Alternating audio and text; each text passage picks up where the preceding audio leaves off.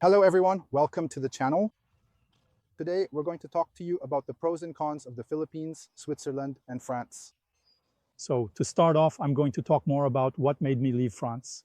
Well, it's true that there are other sunny countries, but I was looking for a country with a temperature that suited me because I hate the cold, I can't stand the cold. So I chose the Philippines, and that happened for various reasons. That's how it started to begin with.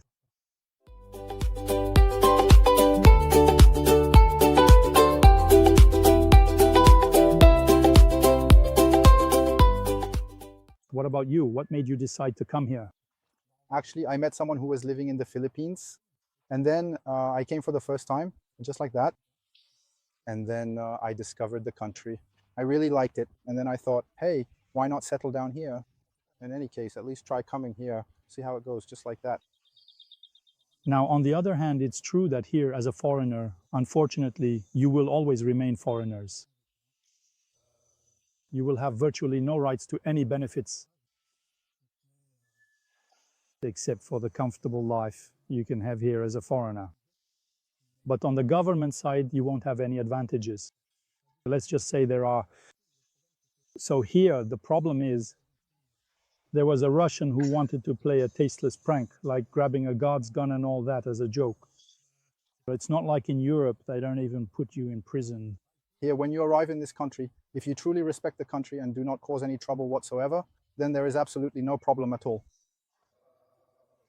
No one is going to give you any trouble.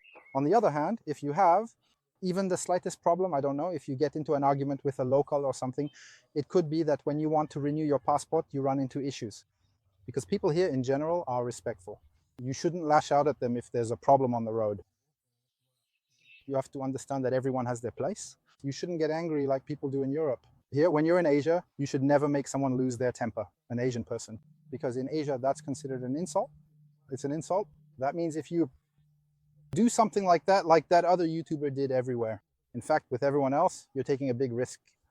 So it can go from a simple reprimand to someone getting angry, and then you never know how they might react. So never do that. Another thing you should know is that here in the Philippines, you'll never have the upper hand. It's always priority to Filipinos, no matter what. Even in an accident, in general, it's always priority to Filipinos. So be very careful. But they're very friendly, so there's really no reason to create conflicts. Priority is always given to Filipinos, no matter what happens. Even in an accident, generally, priority is always given to Filipinos. So be very careful. That said, they're very friendly, so there's no reason to create conflicts. There won't be any significant problems because, generally speaking, they are very open-minded and quite genuinely kind individuals. They're not aggressive people. But be careful, we're not in Europe. That's something you need to know. Now, there are a lot of people who come here for the girls. It's clear that in the Philippines, girls are well known for being kind, pleasant, not at all, not difficult. Right, they're not at all the type to cause you trouble. There are many people who have left here with nothing, not even enough to buy a plane ticket to go back home. So you need to be very careful when you choose a girl here. It can go really, really well. Because for me, I've been here for 16 years now, so for me, things have gone well. For me too, it's been 7 years now.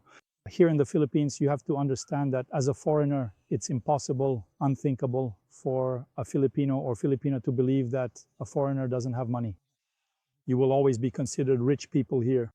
So relationships can also be a bit skewed from that perspective because they will never be able to imagine that a foreigner doesn't have money.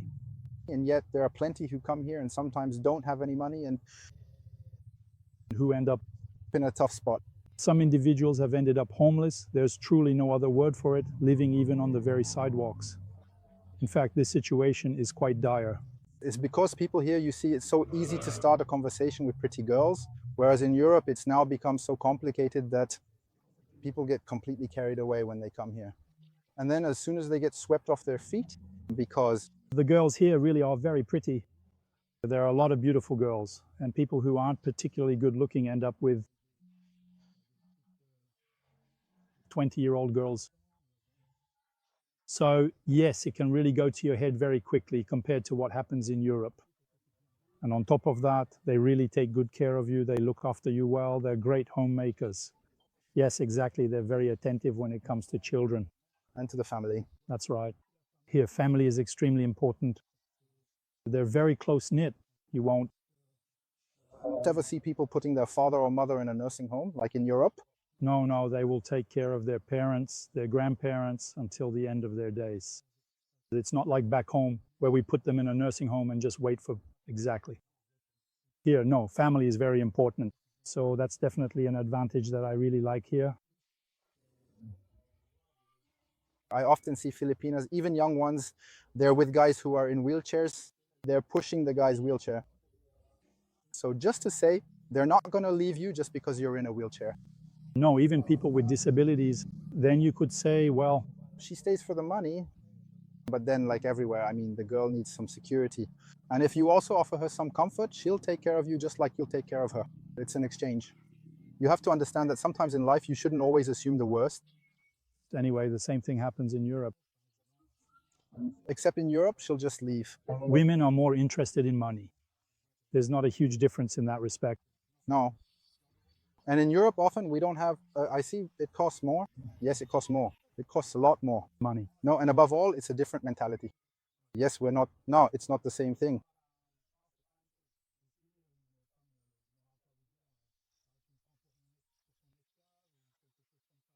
For her, it's normal to take care of her husband.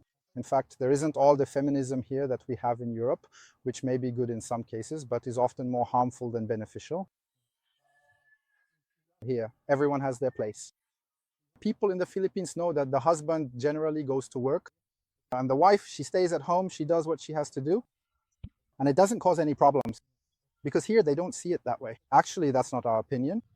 After all, everyone does as they wish. But for them, they don't see anything wrong with it because they've always lived like this. And our parents lived like this too. And here, everything is completely normal and as expected. So business here, for those who want to start a business, be aware that it won't be easy. As a foreigner, you can't own more than 40% of the shares. So that already limits things quite a bit. The other shares, even if, for example, you finance the entire business, you have to give the remaining shares to Filipinos who will get 60%. So from that perspective, the business is already a bit skewed. So be very careful about who you partner with because that's often where the problem lies. There have been a lot of scams and people have also lost everything on that front because the advantage is with the Filipinos. But it's still possible to make it work. You have to do everything through a lawyer. You have to secure everything through a lawyer, through a notary. Otherwise, you can always ask for help from foreigners who have been here for a while. If they know any lawyers, also. But be careful. Because some expats, there are still some real clowns out there. Yes, that's also a bit of a problem here. Let's just talk a little bit more in greater detail about the overall cost of living here in this particular area. There you go. Not in detail, just to clarify a couple of small things. So compared to France, assuming you have a good salary here, you should know that all the social contributions here are really very, very minimal. So anything related to school is extra, and so is anything related to hospitals. If you don't have insurance, it'll cost you an arm and a leg. So be very careful here. Expenses are still significant if you want to have the same standard of living as in Europe. It's not necessarily cheaper here than it would be in Europe, especially for a basic job. Then for France, because in France they count everything. Then for Switzerland, it's true that on our side, since we pay a fortune for health insurance, it's clear that compared to Switzerland, no, it's fine. You definitely come out ahead because I pay about 60 bucks a month for insurance. Well, it's a basic insurance, but I mean, it still does the job if needed. But there you go, that's something you need to know. The difference here is that you can get private insurance, which will automatically be cheaper than in Europe. And there's no mandatory insurance like in Switzerland, because in Switzerland it's mandatory. It's the same. You can also get insurance for disability, retirement, all that. Actually, it will be a retirement plan based on contributions, which is, in my opinion, maybe more interesting. It depends on what age you start contributing here, but then it also depends on how much you put in. It's quite variable. Here you can pretty much do whatever you want, which you can't do in Europe, where it's imposed. It's all about percentages. So now we're going to take a moment to talk to you a little bit more about the financial side of things, specifically regarding your investments. If France makes a request, for example, if you have an account here, there will be no data transfer to France. Another advantage of the banks here is that you can withdraw whatever amount of cash you choose. If you have, I don't know, say 2 million in your account, 2 million pesos, you can withdraw the full 2 million pesos. No one will ever ask you what it's truly for. Here, a significant number of things are often done in cash. You know, it's quite common. Me? I would sometimes leave with my backpack full of bills. When I paid for the house, everything was done in cash. You can buy your car in cash. It's not a problem at all. Actually, even for scooters, they don't even accept cards. If you want to buy a scooter here, it's either a bank transfer because they don't take cards. and Usually what they want is cash. So if you show up and buy a scooter for 2,000 or 3,000 francs or 2,000 or 3,000 euros, you just show up with your cash in your pocket and hand it over to them. And that's it. That's the end of the story. It's all settled. in France, where everything is regulated, there are so many things you're not allowed to do. So there's a freedom here that I never would have had in France. That's for sure. And thankfully, because when you have to start justifying your own money, it's awful. That's why here. The advantage compared to Europe is that you're left in peace. You do your business locally. After that, you don't get hassled. No one is going to come looking to cause you problems. Compared to Europe, where you'll still get tax audits or things like that. No, here we don't have that. In terms of freedom too, I feel 10 times freer and safer here than if I were living, for example, in Paris or Nantes, in big cities like that. And yet it is widely supposed to be quite dangerous and potentially very hazardous indeed. But actually, no, people here come willingly with a genuine and heartfelt smile, even because they are truly happy to be here, embracing the opportunity with enthusiasm and a positive spirit. They arrive with a sense of purpose and a joyful disposition, eager to participate and contribute, finding immense satisfaction in their presence and the shared experience. Even if you look at people, it's not like in Europe, where sometimes you feel like someone might jump on you. So here, it's not like that at all. On the contrary, they smile at you and say hello. And the respect in the Malls, everyone is sulking. even the respect in malls, in restaurants, when they come, they're polite. You really feel like a valued customer. Yes, it's like going back years ago when Europe was still a pleasant place. Exactly, that's it too. You see, if the Philippines, that's the advantage. You really still have that Human side, and also a bit of that innocence. exactly, absolutely. So now we're going to talk to you about everything that is construction, everything related to buildings, everything concerning architecture. You're going to Tell us a bit more about it. So here, there aren't all the regulations, all the standards that of course exist in Europe and all that. No one is going to bother you if you decide to build your house in a certain color or in a certain way, except for, Subdivisions, yes, it's always it's the same. Subdivisions are like co-ownerships. subdivisions, they're already built. That's it. In fact, you buy a house that's already constructed. No, it's Co-ownerships. For that, you have to ask, just like in Europe, you'll need to request permission to change things. There's no assembly, but you have to ask the co-ownership, basically. That's how it works. But for a single family house, let's say, for a single family house, you can do whatever you want. You just need to submit the plans to the town hall so they can be approved. That's all, just to get the building permit. Now, as for the costs are much lower than in Europe, that's for sure. There's no comparison. For my 145 square meter house, fully equipped with home automation, solar panels, water recycling, plus all the interior furnishings, it cost me around 120,000 euros. 120,000 euros, there you go, which is a lot, nothing to do with a small plot of 200 square meters and a swimming pool. not to mention that, on top of that, you built your house with quality materials. Yes, I had materials brought in, cellular concrete panels that are double reinforced. Yes, but still it's Important. There's the difference, because here they tend to build everything out of concrete.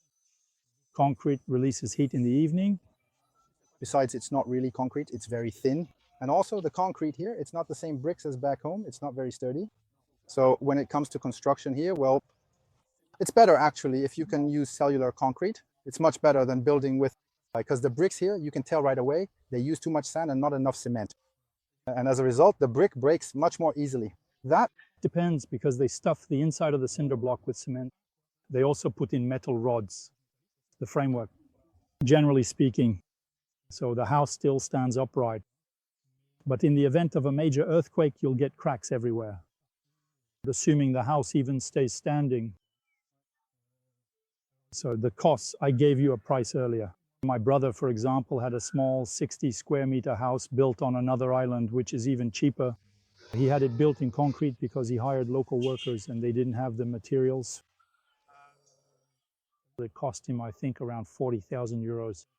So he has a small 60 square meter house for when he comes to the Philippines with the land. But you have to be particularly careful and attentive here, because in many parts of Europe, we generally do not encounter this specific issue to the same extent as other global regions. It is also highly dependent on the specific geographical region and local climate conditions. For instance, there are significant concerns regarding widespread flooding, which inherently means substantial and complex water management issues that can severely impact communities and infrastructure. There are a lot of flood-prone areas here, and you wouldn't necessarily expect that there would be. And then in the end, you still end up with areas where all of a sudden the water rises. You don't realize it. You have to be careful. In the end, you find yourself choose good locations. Yes, exactly. It's the same for land. There's really all kinds, from nothing to everything. It can go from the basic price to, even 10 times the price. There are Filipinos who think their land is worth gold. There are others who sell it off because they don't care about it. Or sometimes, often, there are people who need money because they have to go to the hospital. So at that point, but it's clear that I've seen prices that are completely unrealistic. It will never sell. So about the seasons, you should know that if you like summer, winter, autumn, and spring, I almost forgot that one. Here, you have to forget about that, because here there are only two seasons, summer and rainy summer. So basically, it's never cold. Let's say it's never cold unless you really go up into the mountains. But even then, it only drops to 22 degrees at night. That's about the lowest. Yeah, but well, it's true that it depends. Let's just say that there is not much of a significant difference in the overall temperature throughout the entire day. And that is really the main point of it all. Yeah. For example, like in Switzerland or France, you go out in the morning and it's hot. Then in the afternoon, you've lost 15 degrees, or the other way around. Yes, that happens. Here, even if it rains and you're on a scooter, the rain is warm. That is, you'll get wet, you'll be damp. But if you ride for a while, you dry off. It's not like back home. Now, we're going to talk to you briefly about economic growth. I'll let you tell us a bit more about it. Go ahead. You should know that in the Philippines, on average, across all the Philippines, because the islands are different, there's a growth rate of 5%. Whereas, for example, to compare with France, you barely reach 1%. You should know that the island of Cebu is visited by both foreigners and locals. It's said that even locals traveling to Cebu make up about 80% of the tourism there. And the number of tourists rises to 7 million annually for the year 2024. Considering that there are 2 to 3 million people living in Cebu. Yeah, we're not really sure exactly how many. I might even say more, maybe 5 million. We'll check the numbers. We'll add them in later, because we're not clear on that particular aspect, considering all the relevant details. So if you want to invest in a condo, buy a condo or an apartment in a tower, it could be interesting if you want to rent it out. Of course, it's definitely more attractive than in Europe, but keep in mind that there are already quite a lot on the market, so it's not guaranteed that it'll rent out as easily as you might think. Yeah, it's not easy to get a return on investment, that's for sure. Unless you're in a really good location, but then of course the prices will inevitably, and even then.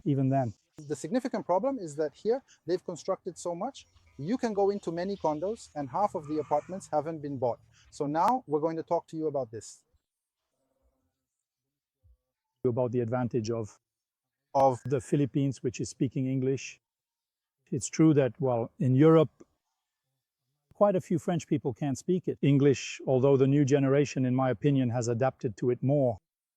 But here, you should know that in the Philippines, most people, almost everyone, speaks English fluently, except maybe in some of the remote provinces where it's harder, but you find people who speak it all the time.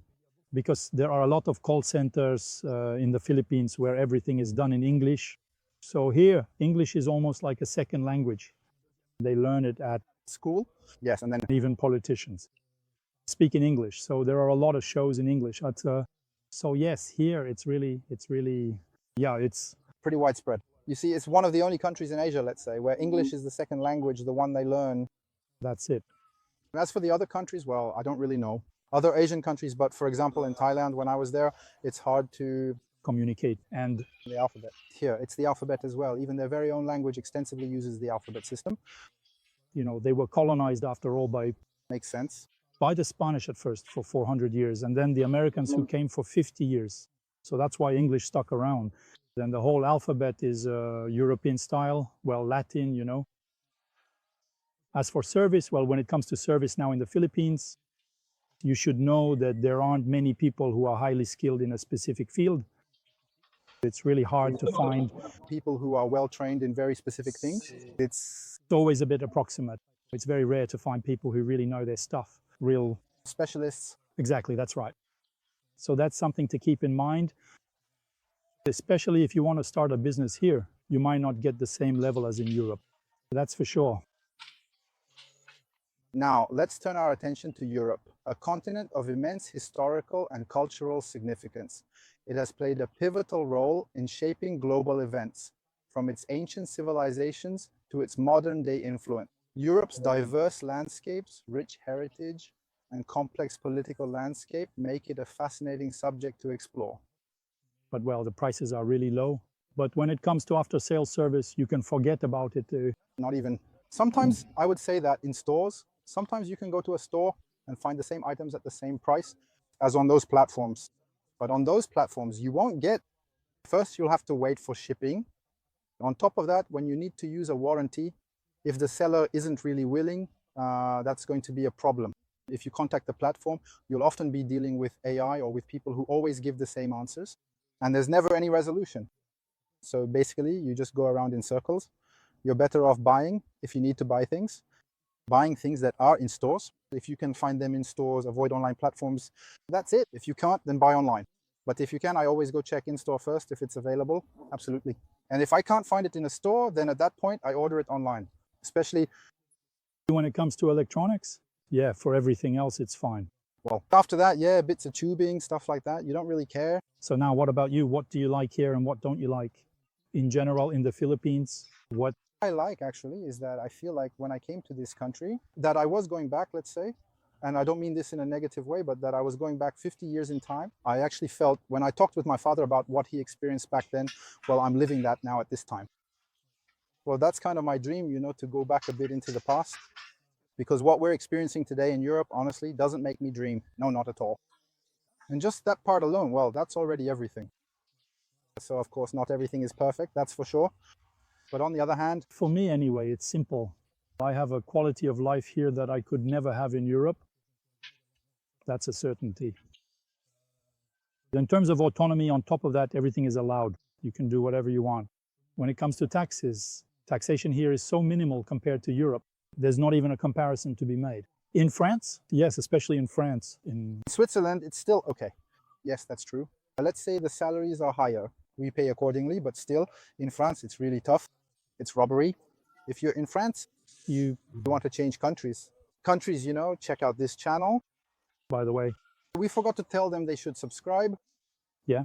Because don't hesitate to give a thumbs up. Subscribe. And also share the videos for people who are fed up with this football. So there you go. And for those who want to travel and above all, try something different. Well, be careful. We don't want to sell you a dream. Don't just assume that when you get here, everything is going to go smoothly. Everyone has had tough times at the beginning because here you can't expect people to help you. Here it's pretty much every man for himself. Well, we do help them. Yes, we do. That's true. But in general, if you want to start a business to get the good tips or to know what you need to do, if need be, you can ask us for some advice. We might be able to point you in the right direction. But it's true that when I arrived here, I found myself completely alone. It's true that you can't really count on the French community here. It's not easy. And often people are still a bit individualistic. We're actually going to try to build something through our YouTube channel. We're going to try to build a small community that hopefully will grow. And with that, we hope that maybe in the future we can do some projects. If there are really people who are interested, why not develop some projects? Well, we're settled here, so we're not going to move. No, that's for sure. But if, for example, there are people, I think, we're going to make a video with the jobs that would be, these would be suitable for here, for this kind of country, which could be developed here. Absolutely, there is something to it to do. Because that there are still many things to do here in the Philippines that no longer exist in Europe, where there is too much competition. That's it, or else competition, or even being overwhelmed with taxes and everything that goes with it. Here, there are still some conveniences. We're not overwhelmed by paperwork, by taxes, all that. There are still major advantages to being here. There really are. Photo. Now, if we can help a few people, if you have specific questions and we can answer them, we won't hesitate for a second. There you go. We've said everything for this video. Absolutely. As for the next one, as usual, we'll see. All right. Sounds good. See you soon then.